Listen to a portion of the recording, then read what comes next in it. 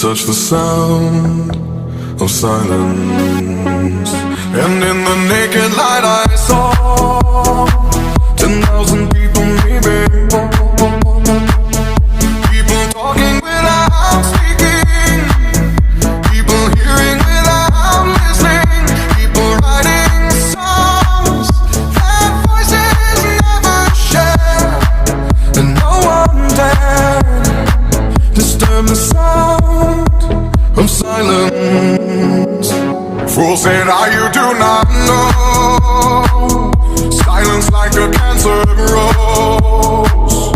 Hear my words and I might teach you. Lay my arms and I might reach you.